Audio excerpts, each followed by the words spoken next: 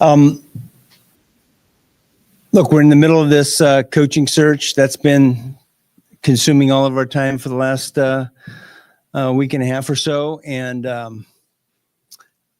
don't have a lot of comments on it. I'm not going to talk about any individual candidates. We're early in that process. We've had a few Zoom interviews, and we'll have a few more, but with that, if you guys have, so one of the things that's a result of that is that we haven't spent a lot of time reflecting upon the last season. We haven't gone through our player evaluations yet. So I know you're going to have a lot of questions, some of which I can't really answer. Mickey, how's that process work? Like, who's all involved in it? And, kind of how are you guys running the research? Yeah, we've got, look, we've got most of our football people in it. Michael Parrington, Jeff, myself, Kai, Dave Ziegler and Randy are also involved. You know, the former general managers, they have a lot of experience in our league. And so it's really that group of people that are going through, you know, the details and the process with me. We've never been able to ask you this because I think after camp, like, how did Dave and Randy just fit into like the overall global picture? Like, what are their roles kind of within the team? Yeah, look, they're talented, experienced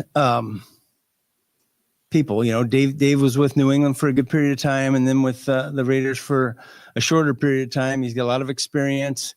Comes from a different, you know, line, I guess is the right way to describe it than the rest of us. Randy, you know, you guys know that I've known him for a long time. He's had experience, and look, they're doing all kinds of things for us, and I really value their viewpoint. Can you talk about, maybe this is the first time I think fans have heard from you, we've heard from you in a while, just kind of maybe the state of the organization, firing Dennis, looking for a new coach? Is it a rebuild? Is it a restructure? Just kind of where you all are as an organization right now. Yeah, I think, look, that's part of what, you know, part of what we haven't done yet is really look back and evaluate where we're at from a personnel standpoint. Obviously, this was a tough season, not what we expected. You know, what jumps out is the amount of injuries, and we've got to do a deep dive into that. You know, are there things that are preventable? Are there things that we missed in the evaluation process, for example? So all that is work that needs to be done. I'm not a big, you know, I think that you can,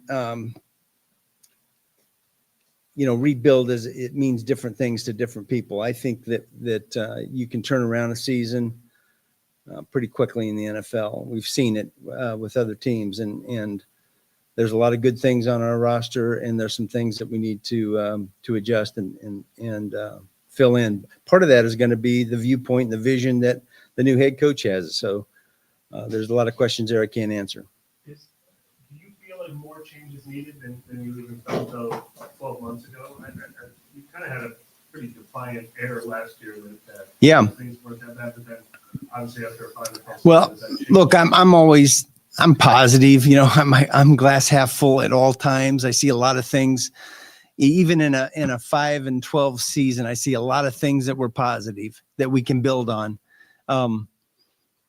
And so I'm on the side of, man, this thing can go the other direction pretty quickly.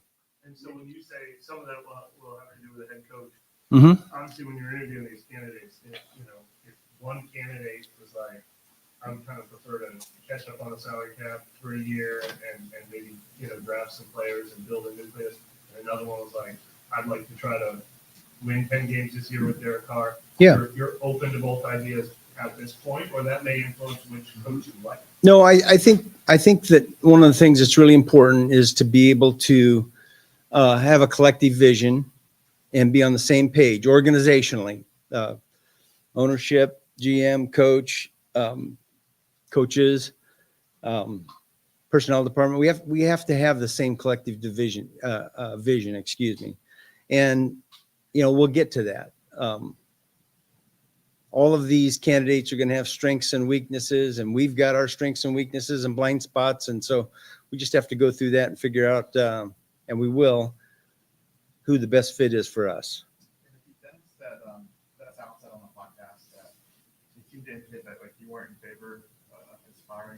speaking to that collective, like, decision, were you and Dale aligned on that?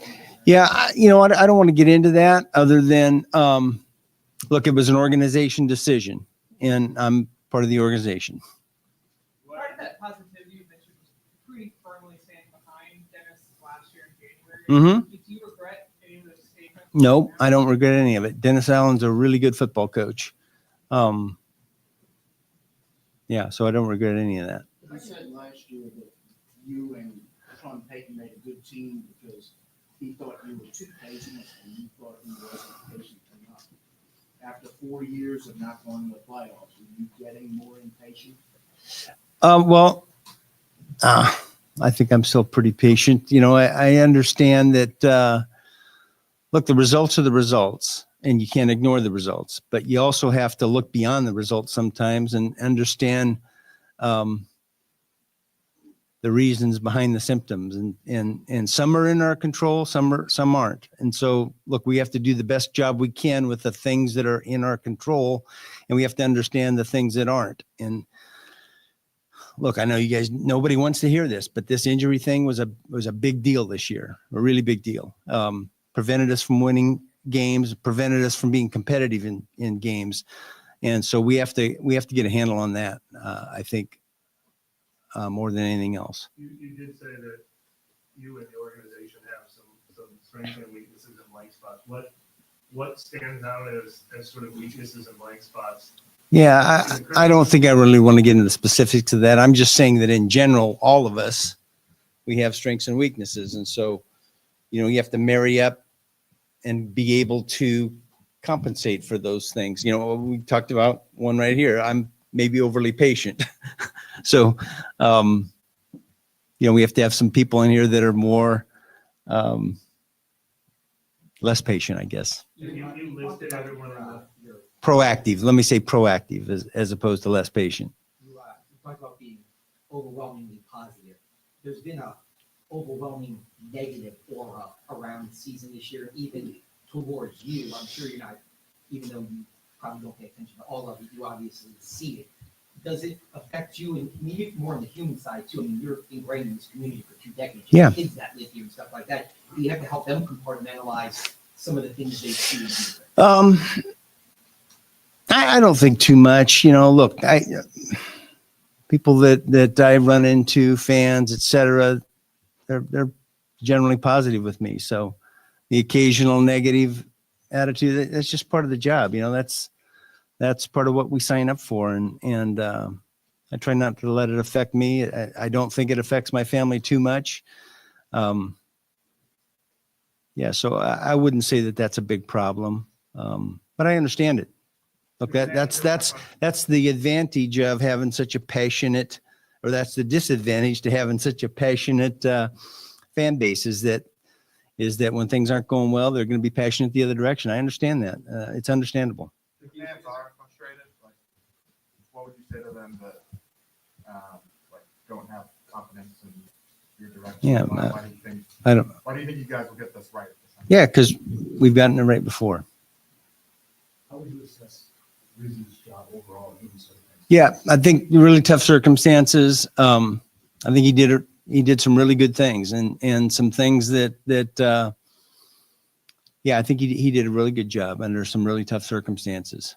You said that you need to take time to evaluate things, but based on his injuries as of the last 2 years, where's your confidence level in Derek Carter? Yeah, I have high level of confidence in Derek. You know, listen, he did some really good things here. He has done some really good things here. I think, I mean, if he had qualified, which I'm not sure if he did, I mean, his quarterback rating would be in the top 10. His interception rating would be in the top 10. His yards per attempt would be in the top 10 under some really tough circumstances when you don't have, you know, your top 2 receivers, and you don't have that special weapon in Taysom Hill, and we don't have the middle portion of our offensive line, and we have a rookie left tackle. There's some tough circumstances for a quarterback to deal with. So I think he's done a lot of really good things. What do you think makes this job? Yeah, I think there's a lot, you know, well, first of all, look, we got the best professional sports league in the world, right? And there's 32 jobs, and a lot of guys want to be head coach. So every job is attractive. They just are, including ours. And we have a lot of things to offer. We have a great city, great fan base. We have great ownership. We have had stability in our building for a long, long time. And I think we're viewed that way. When you mentioned that stability, not to mention the coaches specifically, but as you go through this process, there's some that you have extreme familiarity with, there's others that may be unknowns. How do you weigh that in the end? Those that you may feel comfortable with versus those that may be uncomfortable? Well, I just think there's probably less research you have to do with guys that you're familiar with, right? But that's not, we're gonna select the best candidate. And the advantage of having Dave and Randy and Jeff as part of the process is that, that's a lot of experience in our league. And there's not many guys that they don't have a direct or an indirect experience with. So, we're going to take advantage. It's one of the things we can take advantage of. What's your view on just kind of like rebuilding, peeling back a little bit and starting over with a younger quarterback and like going back to the studs and building up from there? Yeah, I mean, I think that's such a circumstantial thing, right? So, it's not like we have the first pick of the draft. It's we're at 10, I think, as I recall right now. What are we? 9, excuse me. It was 10 before. That doesn't guarantee anything in the draft, and we haven't gone through the draft process. And so there's just I like what Spencer, like a lot of things that Spencer did during the season. I like Jake Keener, I like Derek. So we've got options. We've got, things that we're going to evaluate, things that a new coach is going to have on his plate to evaluate, and then we'll have a collective vision. The new coach will have like a large say in quarterback direction now, maybe. Yeah, absolutely. And in that same vein, the staffing, does the coach have a clean slate to hire whoever he wants? Yes. Like, is there anyone here that you're saying has to be part Nope. of that? Nope. No, I believe in the head coach determining his staff, and absolutely. And then blocking any lateral interviews. Yeah, here's what I've told our staff. I said, look, they're all employed. They all have jobs here until a new coach comes in and makes his determination. If they have an opportunity for someplace else, then come see me and we'll discuss it and we'll grant permission accordingly. What goes into that decision? What goes into the decision for a guy like Clint Kubiak taking two interviews? Yeah. Just look, he's got an opportunity, like a lot of things that Clint did with us, but again, I don't want to block someone when I can't guarantee that they'll have an opportunity. He wouldn't take a pay cut if approached, but he has a $51 million cap hit. Would y'all be comfortable going into the season with him? Yeah, I think all that needs to be, has yet to be determined. How much progress do you feel like you can make this offseason when it comes to getting closer to being right with the salary cap following the total drop? Yeah, I've seen that narrative out there. I think there's you can't just say, hey, here's the number, here's their over, and that's a disaster, right? We've got the most players under contract of any team. Yes, we're over, but there's a lot of teams below us that have, we've got 61 players under contract right now, and there's teams that have cap room, but they've got 38 or 36. So it's a collective. How much guaranteed is out there? How much is the acceleration that exists? Who are the players they have under contract? There's so many elements. I'm pretty comfortable with where we're at. I'm comfortably uncomfortable. So it's something we have to manage, but there's a lot of teams that have to manage their cap that way, and some of the ones that don't are going to have to at some point. So I feel okay about where we're at. I think we're making progress from where we've been the last few years. So I'm feeling better about it. You've spoken about the passion of the fans. Yeah. you know, the connection the city has to the team. How much, not organizationally, just personally for you, is this hiring, wanting to get things turned around and back in the right direction?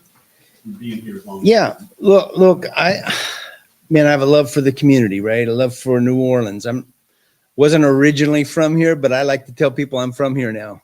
I know how much the success of our team impacts our city. So I take it personal when we're not successful.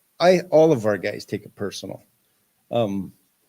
That's just part of, being in New Orleans. It kind of gets into your blood and gets into your soul. And so not having a successful season is painful. And so, look, I'm as determined as ever to let's get us back in the playoffs. Let's get us back on the right track here. And I think we can do that. I know I can do it. I know we can.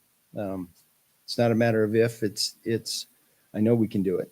We've asked you before about, and you kiddingly say you're trying to run us off, you run me off. I mean, you consider retirement ever? I mean, is that something that what keeps you going then? Look, I've got a passion for the sport. I got a passion for the Saints. I got a passion for all of it. I feel like, look, I've got all my faculties here. The only nobody would ask me that question if I wasn't 68, right? They wouldn't ask me the question. Listen, you want to go out and challenge me to something? I'm ready to take you on, Jeff. Let's go. Not a fight. I'm not talking about that. I'm never been a great fighter, but if you want to play me golf, you want to play, if I ever felt like my acumen or my ability to think and ability to do the things necessary in this job were waning, I'd be the first guy to say, hey, wait a minute. So no, retirement's not on my mind. Get back to the playoffs and winning football. That's what's on my mind. Does the season impact how you, well, what about like just the front office in general though? Like, do you anticipate making changes there with scouting? Yeah, I think, well, changes are like what? I mean, personnel changes. I mean, listen, we're always looking at, we've got some ideas about how we can do our processes a little differently. It's one of the advantages of having, Dave and Randy, who are kind of outside looking in, come in and say, hey, what about this? What about that? Why are you doing it this way? There's been some good dialogue and some good ideas that come out of that. Listen, I love Jeff Ireland and Michael Parrington in the roles that they have in our, both pro and college personnel areas. I think they do a fantastic job. So there's not going to be any changes in that regard, but there are going to be some discussions and some tweaks and some changes in terms of some of the things that we do, because we're getting good input. What did, I know you haven't done like a thorough evaluation of yet, so I might not answer, but what did this season teach you about kind of the roster itself? Like, I know injuries, but is it the types of players being injured? Like, Yeah, we haven't done a deep enough dive. It's, that's the area we need to look at and say, is this just coincidental, or are there things that we're not looking at closely enough? Like we had we had a lot of soft tissue injuries early in the season, and those are the things that you immediately think, well, there's things you can do to prevent that. And so I think that's probably the first place we start. We had a good experience though a year ago. It wasn't nearly as tough as it was this year. So again, that's just, those are things we have to really look at hard and say, hey, how can we do a better job keeping our guys on the field? Mickey, following up on the front office changes question, will the model be the same? Will a new head coach be a head coach only underneath you, and there wouldn't be any like hiring? I think of, because they're a popular topic, Dan Kimball and Brad Holmes together that work like they work for this existing front office, and it's just the coach being hired. Is that the idea? Yeah. Yes. You talked about, sorry. And I was gonna say, speaking of front office decisions, how alarming is something like Zach Bonnie's season? And I know Trey Hendrickson's also first team all pro. Yeah. When two things like that happen in the span of a couple of years, how alarming is that? Well, look, it's not something that you like, that's for sure. But I understand the circumstances behind it. Look, we tried to sign, Zach Bond, but he was looking for, opportunity to get more playing time, and under the last, system, that wasn't going to be as likely. So, look, I'm excited that we drafted those players and they've had success. They were identified as talented players, but obviously it's not great when they go and have success someplace else. That hasn't happened a lot in our tenure here, but it does happen. And no different than when we get somebody from another team and they have success. Sometimes it's circumstantial. But no, when you draft good players, you want to keep them. Absolutely. If, just a quick joke, we do have a height and reach on Jeff, so I probably. Well, that's why I picked him out. You talked about the new head coach's vision. If I can maybe ask specifically, I know last year you talked about Derek at this press conference finishing the season so strong, and DeMario being an all-pro at like 34, Yeah. and Cam being so good. Is your vision that this roster with these players can still be elite? Yeah, again, that's part of the evaluation we have to do that we haven't done yet because we've been involved with going through these candidates. So I can't really answer that yet. I think even last year's press conference was the culture of the team, and I wanted to kind of correct that. You feel like you got enough done for that end this year, and is a new coach hire part of fostering that? Yeah. I thought there were some things that collectively we did a lot better.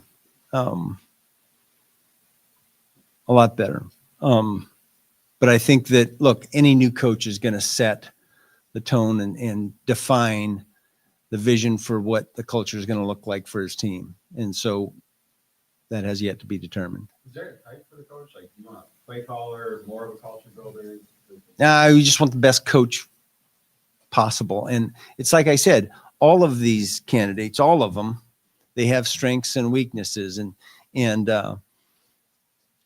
so I don't want to put, anything into a box and say it's got to be this. Half of the candidates that have been sort of confirmed so far are offensive coordinators. Is that that's what the league produces, or you're very interested in exploring the idea of somebody that calls their own plays and let it go off? Yeah. I mean, half are offensive coordinators, so the other half are defensive coordinators and special teams coordinators, right? So, that's the candidate pool. You're looking at the best coaches available, and obviously they're going to have an expertise on one side of the ball or the other, or a special teams candidate. And so that's the pool. Outside of maybe the new faces to the interview process, like what changes, if any, have y'all made to maybe the questions you ask, or how you do the coaching search to ensure that you get the right candidate this time? Yeah. Well, I just think by look, we did it 3 years ago, right? But we hadn't done it for however many years before that. It was a long time between times. So you learn something from it. I think having some new people, Randy and Dave and Michael Parrington. Well, actually, Michael was involved last time. You learn from the last process, and you get some input on from these other guys. And so I think it's similar, but there's probably a few more items that we're drilling down in that we didn't last time. But I can't tell you specifically. We asked, this particular question or that particular question last time, and we or this time, and we didn't last time. I thought it was pretty detailed last time. Do you have a rough time frame within which you like to have a new coach? And also, do you anticipate training camp getting back? Well, the timetable and time frame is dictated in part and mostly by the league policies and rules that we have to adhere to, that we are adhering to. And some of these candidates are still involved in playing games. And so that'll dictate the timing. I'd say it's likely we're going to have training camp here, but that hasn't been made. That decision hasn't been made yet. Is that something the new coach would have input into? Yeah, absolutely. How much does a new head coach change or impact, if at all, what you all do scouting wise when it comes to the draft and prototypes? Yeah, I think the main thing that you get from that might be different is, look, we want our coaches to define what they want their players to do at each position, and then it's up to our scouts to go find players that can do those things. The prototypes are the prototypes, that's just based upon what's playing in the league. But I think what's more important is, what do our coaches, what's their vision for what they want a particular player to do, and making sure our scouts understand that and are looking for players that do those things. Going back to the front office, the way that the last 4 years have gone with business house and the head coaching turnover, how much personal pressure do you feel if this next head coach right? Yeah, I mean, I feel pressure to do that all the time. I felt pressure last time, so that doesn't change. No one wants to win and be successful more than I do. We all do. That's the way everybody in our building feels like. Was there the search ramped up in January after the season, but did you guys use like November, the final few months for the search at all? Like how did that head start? No, we look, our focus was on supporting Darren and Rizzy and our coaches and finishing out the season the best we could. We did some in-house research on different people, but I would say most of our energy was spent on supporting our players and our staff that were playing. I know there's been just some speculation about whether or not the organization want to just completely move on from the entire Sean Payton era. Is that anything the organization prescribes to? Like where you just kind of I'm not sure what that means, because you went straight from Sean to Dennis, and and it's been kind of the same sort of staff vision in place for the last 20 years. Yeah, I don't know that I would agree with that. I mean, I understand the connection between Sean and Dennis, but we had a lot of different staff, changes, coaching changes. Look, two of the most successful turnarounds in recent times are Detroit and Denver. Well, both of those staffs are pretty well connected to New Orleans. So, I'm not sure what the criticism would be about, or understand what the those are successful programs, right, that had a lot of basis here. So I'm not sure what that means necessarily. We're going to get the best candidate we can get, whether they have a history with us or not. What have your conversations with Gail Vincent been like? How could you speak to where she stands right now? Yeah. Affairs, Well, I mean, she's like the rest of us, disappointed, frustrated. Wants the team to be successful. So she's been nothing but supportive and encouraging, and able to provide as many resources as we need to get the best coach we can get. So she's a big positive when the question comes up about why is this job attractive. Following up on Luke's question, when you look back in hindsight, I mean, do you wish the last time you had a coaching search there was more? I mean, it made sense at the time, but obviously you said things like we don't have a problem with our culture here. We're happy with how things are going. This is firing coach and trying to change it. Do you wish there had maybe been more of a significant break or change at that time? I know. I think if anything, maybe I underestimated a couple of different items. I don't want to get into the detail of that. I think I could have probably done a better job supporting Dennis in a few areas. But I don't want to get specific as to what those are. Can you give a general, No, that's what I just said. I'm not going to get specific. yeah, like with the No. roster or with anything? It's just in lots of different things really that we could have done better. Maybe we underestimated. In that same vein, like, were there some, obviously it seems like there were some learning lessons that you think will Yeah. maybe help me this time, like going into it and all. Yeah. Forward and on the blind spot. Yeah, there are some things that we'll do better. Absolutely. And then you have two different staffs, but when you talk about a deep dive into the injury issues, Mm-hmm. when you also own a basketball team that has had the same issues, if not worse, Yeah. do you have to kind of look and see if there's a connection between Yeah. them, even though there's different personnel in those areas? Yeah. I've had a couple conversations with David about, man, let's put our heads together. Let's put our groups together and let's figure out, is there something in common that we're not doing? David's like, hey, we need to check the water. And he's being facetious there, but I think it's coincidental. But if they can come up with something and we can come up with something, then look, those areas we got to look at. But I do believe it's coincidental. I know, obviously, one hire has been made with you women introducing Mike Vrabel today.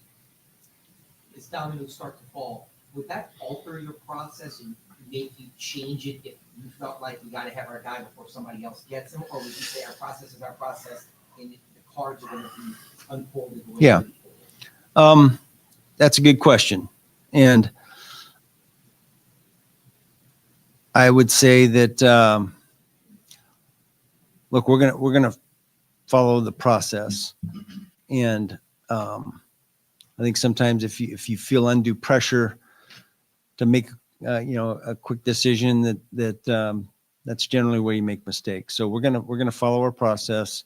We're going to follow the rules and the hiring practices that the league has determined, and then we'll hire the right guy. What will you gain when in-person interviews start to where everything now is just virtual? How does that process go? I think it's just detail, and there's more.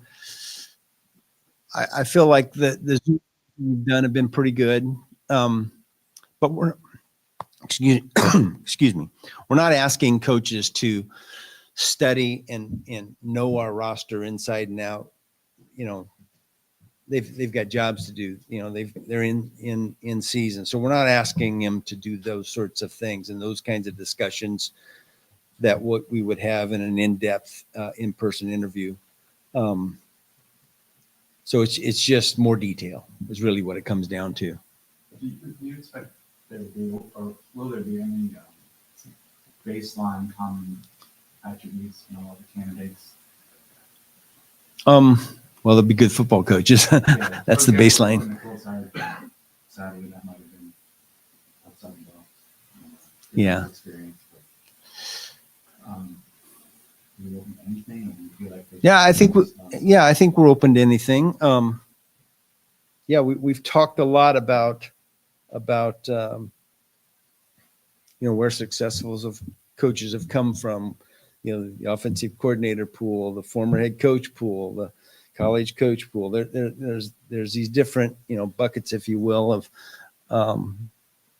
where candidates have come from. We've discussed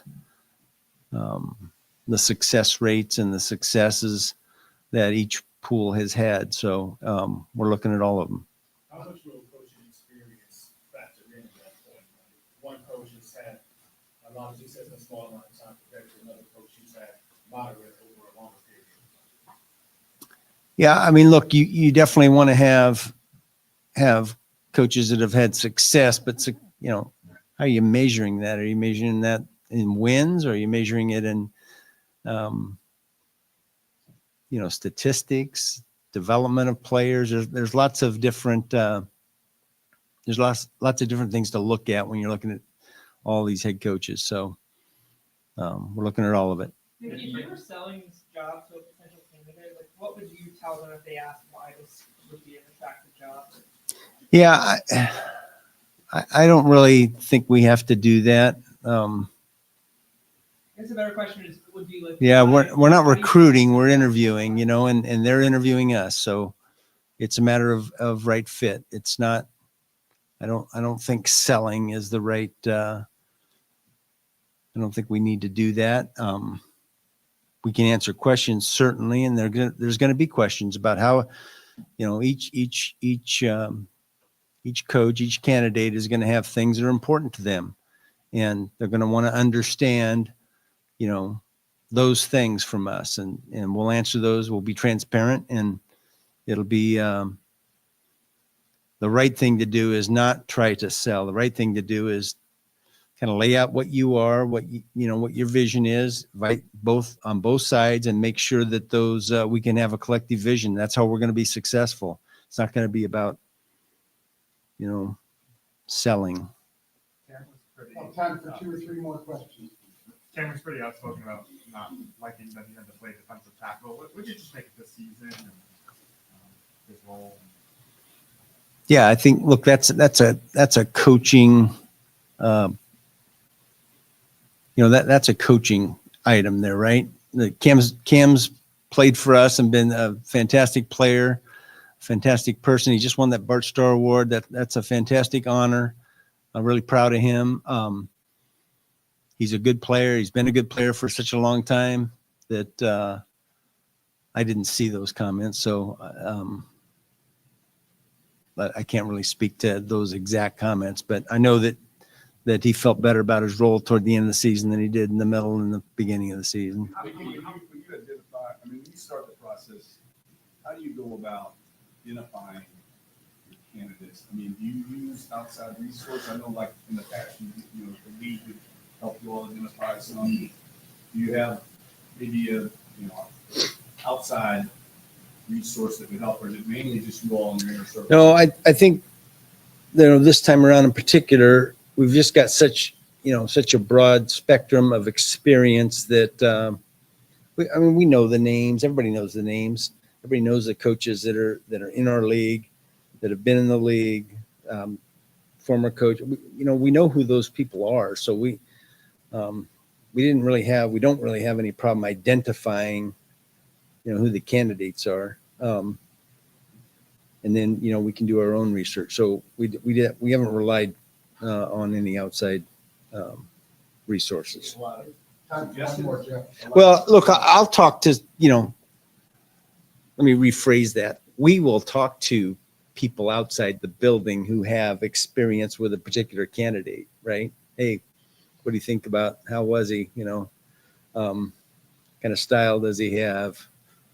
Those types of questions with a lot of people outside the building. So we've had a lot of contact, but we haven't, used a search firm or anything like that, if that's what you're asking. Do you expect to add any more candidates to the request for interview list this week? Possible. Well, Mike McCarthy's contract is expiring. I'm not going to speak to any individuals. Mickey, a couple of things you said at this time last year were that y'all had let the standard slip and that y'all needed a jolt of energy and enthusiasm. Yeah. And it was your responsibility to Yeah. lead and promote those efforts. How do you think you and the organization have done over the last year? Yeah. I think there were some improvements. I think our coaches, I think our players took a lot of things, particularly the player leadership, took a lot of things to heart, and improved in that area. But we need to improve more. Yeah. Mickey, how much did that money has factor into your decisions on whether to keep a player or let a player go?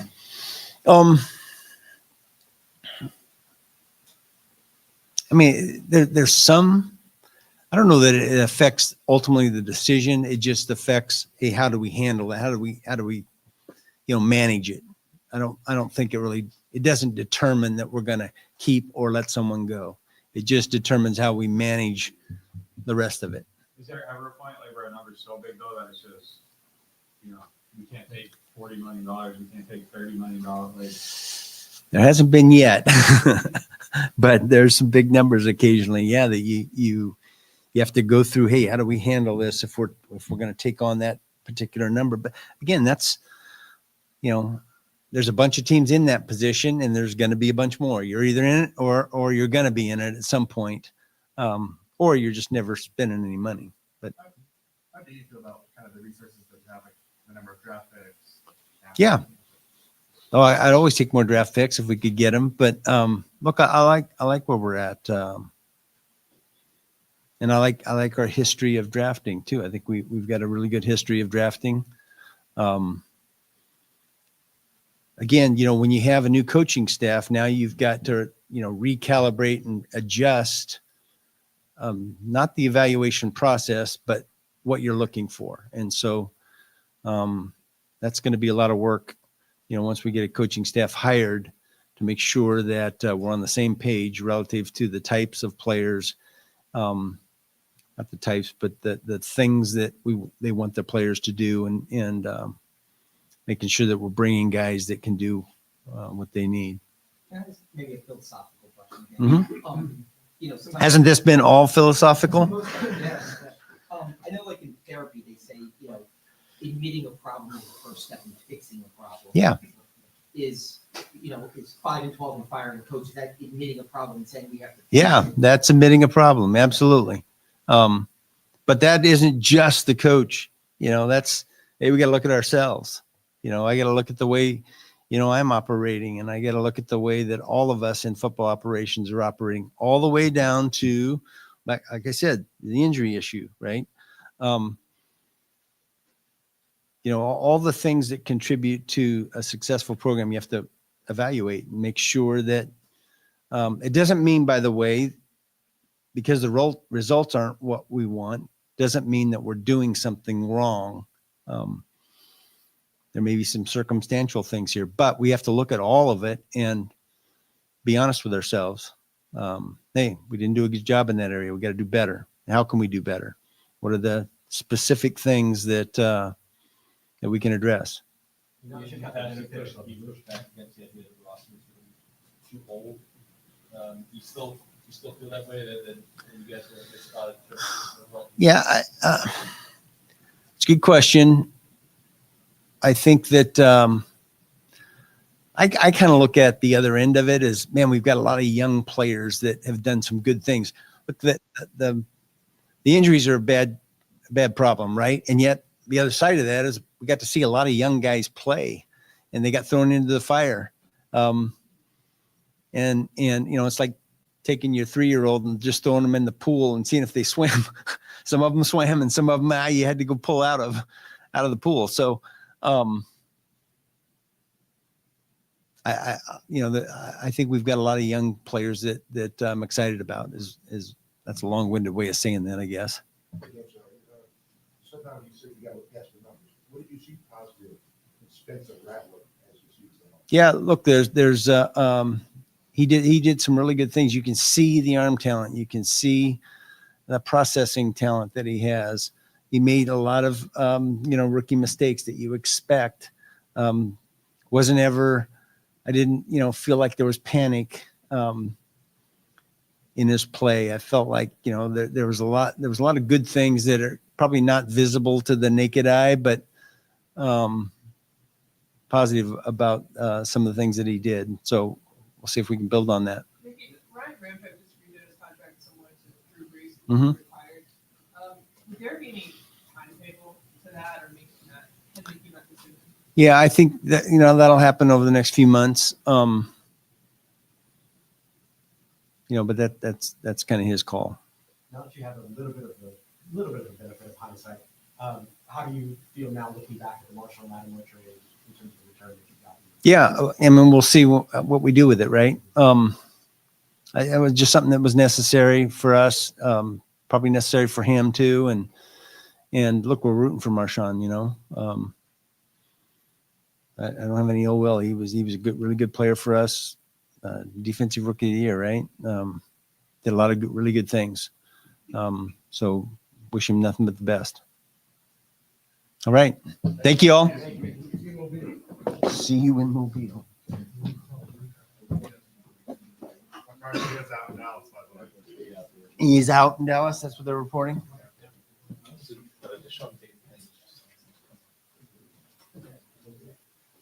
Oh, yeah, yeah. I heard that.